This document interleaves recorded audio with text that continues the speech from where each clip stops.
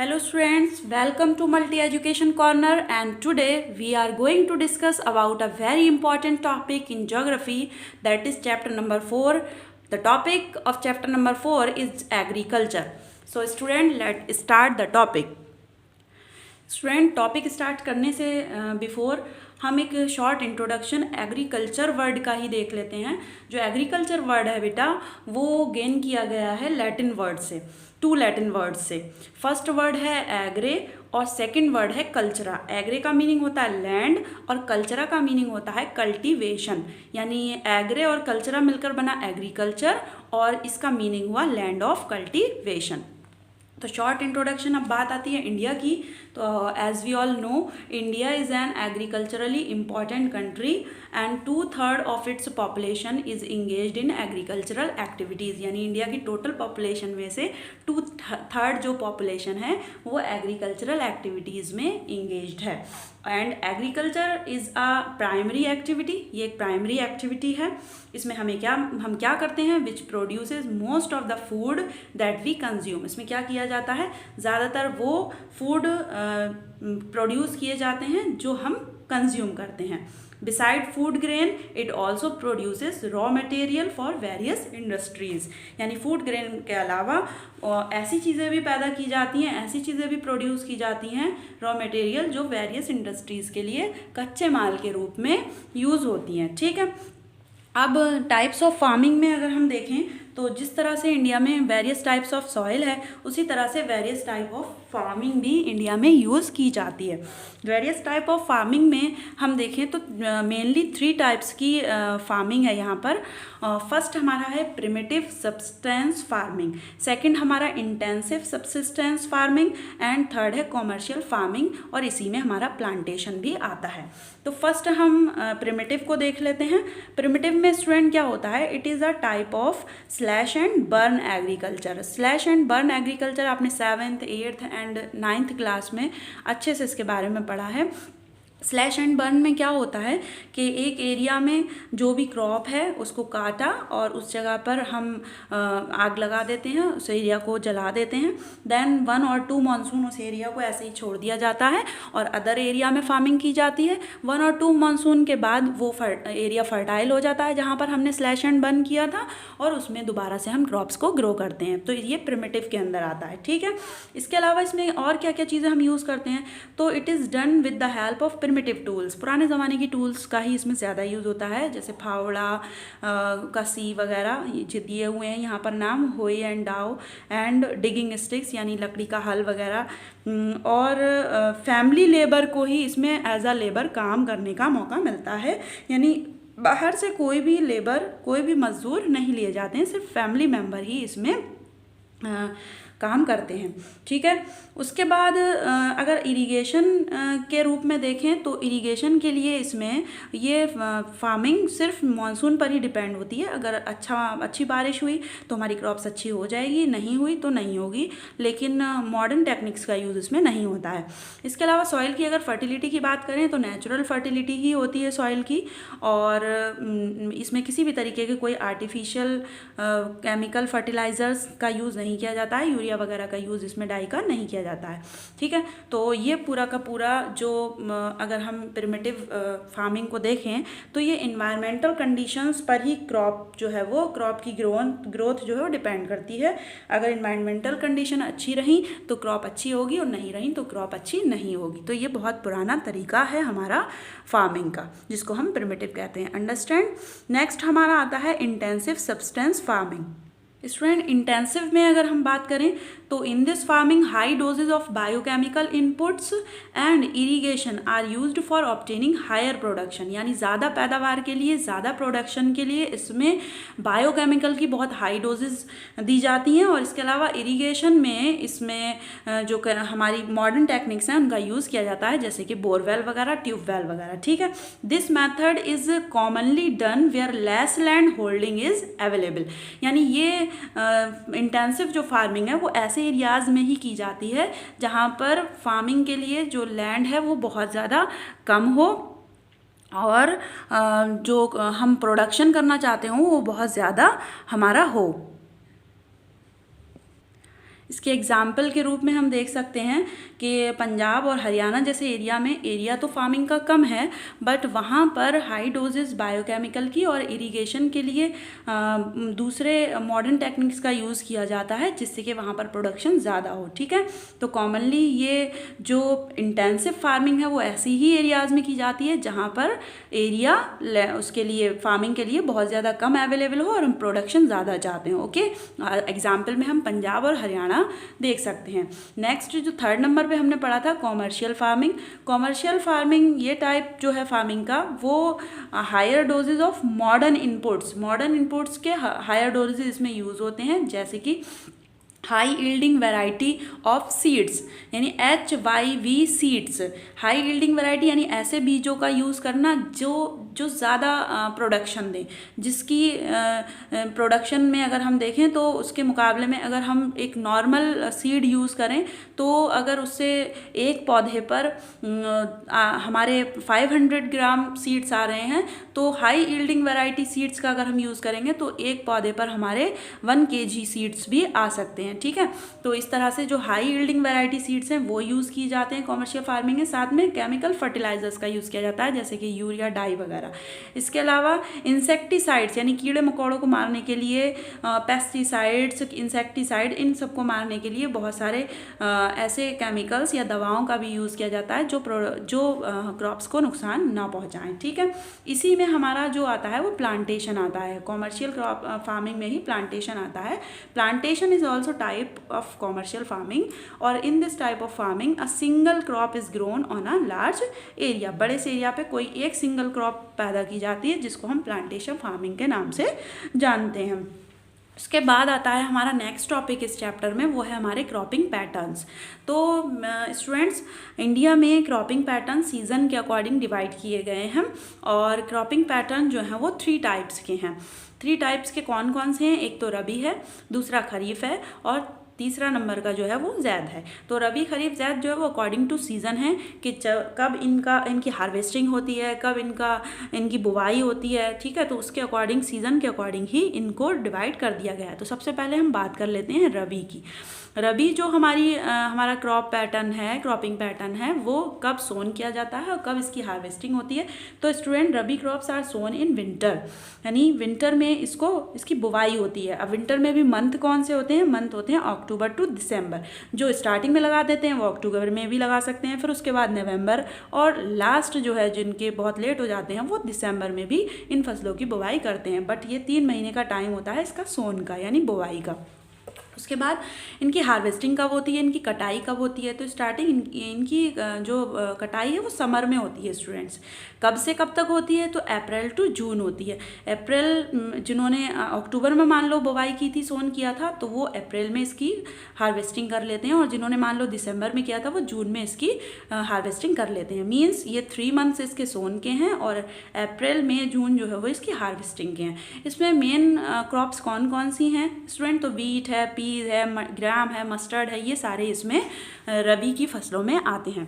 मैं एक वीडियो अलग से आपके लिए छोटा सा बनाऊंगी, जिसमें स्टूडेंट जो कंफ्यूज रहते हैं, 1 मार्क्स क्वेश्चन, 1 लाइनर क्वेश्चन या फ्लप्स टाइप के जो क्वेश्चन आते हैं या मैचिंग में आते हैं, उनमें ये क्रॉपिंग पैटर्न और उसके बाद उसमें पैदा की जाने वाली जो क्रॉप्स हैं वो दे दी जाती हैं। अब हमें याद ही नहीं रहता है कि रबी की फसलों में कौन सी फसलें आती हैं, खरीफ में कौन सी आती हैं और जैद में कौन सी आती हैं। तो मैं इनकी ट्रिक की एक छोटा सा वीडियो बनाऊंगी आपको, और वो देखने के बाद आपको अच्छे से क्लियर हो जाएगा। वो ट्रिक आप याद कर लेंगे तो आप कभी भी ये नहीं भूलेंगे कि कौन सी फसलें किस पैटर्न में आती हैं। नेक्स्ट हमारा आता है खरीफ।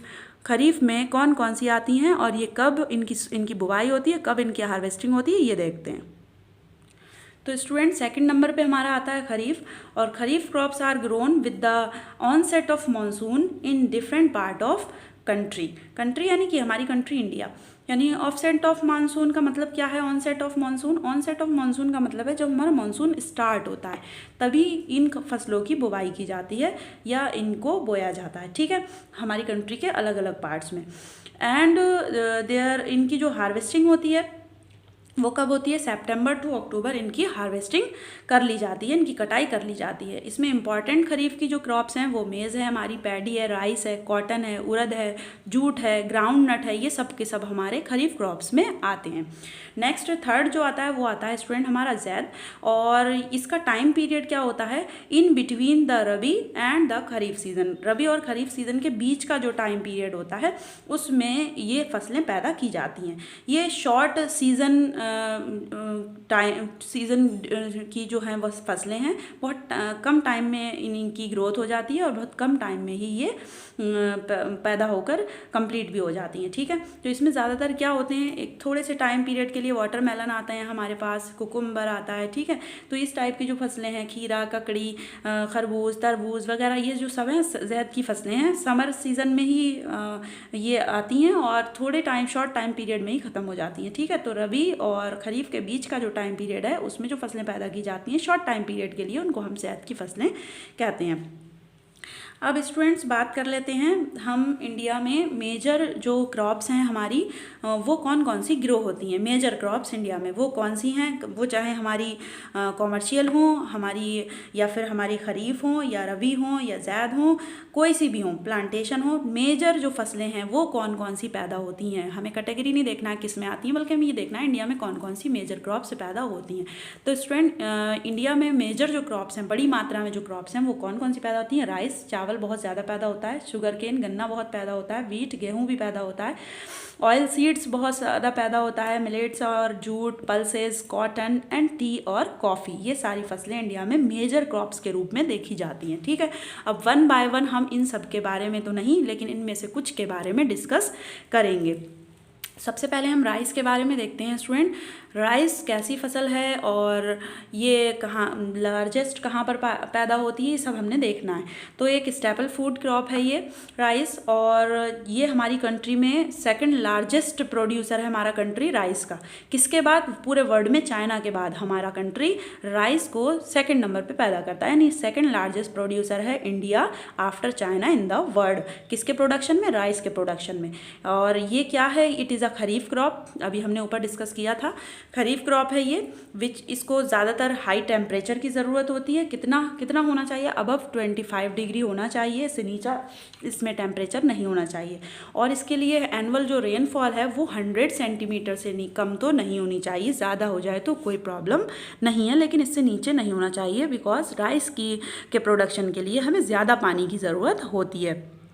किस एरिया में राइस बहुत ज़्यादा स्टूडेंट ग्रो होता है, तो ये प्लेन नॉर्दर्न प्लेन्स में और नॉर्दर्न ईस्टर्न इंडिया में, इसके अलावा कोस्टल एरियाज़ में हमारे और डेल्टाइक रीजन में, इनमें हमारा राइस काफ़ी मात्रा में इंडिया में पैदा होता है।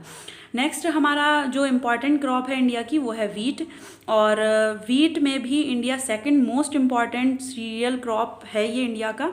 और इसमें मेन फूड क्रॉप अगर हम देखें, ये नॉर्थ और नॉर्दर्न वेस्टर्न पार्ट का हमारी कंट्री का है, यानी कि हमारे यूपी में, हमारे पंजाब में, हरियाणा में, इन सब जगह पर ये वीट काफ़ी मात्रा में पैदा होता है।